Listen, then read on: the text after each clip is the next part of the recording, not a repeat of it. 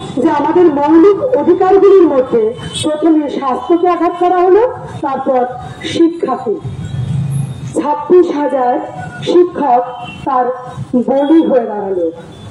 এই শিক্ষা ব্যবস্থাতেই হচ্ছে পুরো সিস্টেমটাকে ভেঙে দেওয়ার জন্যই শাসকের একটি পরিকল্পনা। সরকারি শিক্ষা ব্যবস্থাকে যে কোনো ভাবেই সাধারণের হাতের নাগাল থেকে সরিয়ে নেওয়া। সরকারি ব্যবস্থা না থাকলে আমরা প্রাইভেটাইজেশনের দিকে এগিয়ে যাব এবং সেইটাকে নেওয়া সাধারণ বা নিম্ন মধ্যবিত্ত বাড়ির লোকজনের পক্ষে কতখানি সম্ভব হবে না ধরে নিতেই হবে। কাজে শিক্ষা যাতে সাধারণের হাত থেকে বেরিয়ে যায়, যাদের হাতে অর্থ থাকবে তারা শিক্ষা লাভ করবে।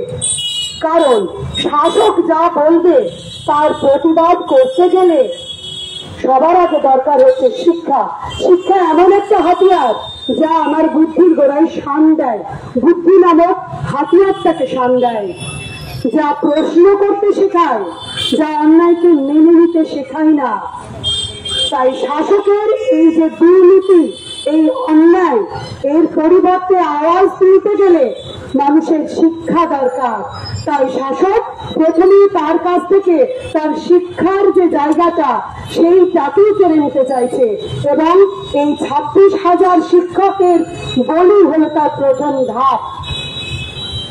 না হলে আমাদের কাছে পরিষ্কার, কিছু মানুষ চাকরি পাওয়ার জন্য টাকা দিয়েছে, কিছু নেতা মন্ত্রী সেই টাকা নিয়েছে, কিন্তু যারা চাকরি দিয়েছে পড়াশোনা করে নিজের মেধার জোরে, তাদের চাকরি যাবে কেন?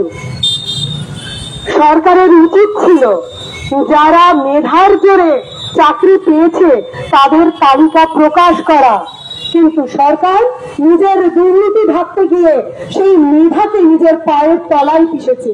তারা শিক্ষকের গায়ে লাঠি তুলেছে। সুতরাং সবার আগে যদি যোগ্যতার প্রমাণ দিতে হয়, তাদের যোগ্যতার প্রমাণ দেওয়া উচিত হচ্ছে শাসক খুলে। যাদেরকে আমরা ভোট দিয়ে সিংহাসনে বসাচ্ছি তাদের যোগ্যতার মাপকাঠি করা দরকার।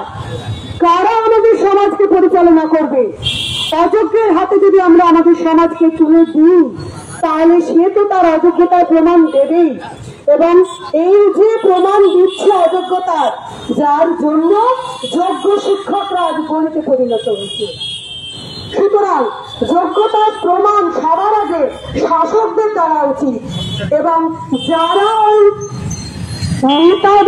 মন্ত্রী হচ্ছে ভোটে জয়ী হয়ে সেই ভোটে দাঁড়ানোর জন্য একটা যোগ্যতার মাপকাঠি রাখা উচিত, পরিবর্তন করা উচিত সংবিধান। তা নয় আমরা দেখছি সর্বোচ্চ শাসকের সাথে আইন ব্যবস্থা ওতপ্রোতভাবে জড়িত। আইন ব্যবস্থা এমন এক জায়গায় গিয়ে পৌঁছেছে যেখানে নিরপরাধ শাস্তি পাচ্ছে। যারা অপরাধী তারা বুক ফুলিয়ে ঘুরে বেড়াচ্ছে, তারা নিজেদের জায়গায় স্থির হয়ে বসে আছে, মাথা উঁচু করে শিক্ষকের গায়ে লাঠি তুলতে সাহস পাচ্ছে। সুতরাং সবার আগে দরকার এই শাসন ব্যবস্থা, এই আইনি ব্যবস্থার পরিবর্তন করা, এই অযোগ্যদের আগে তাড়ানো দরকার। তবেই আসুক আমাদের যোগ্যতা।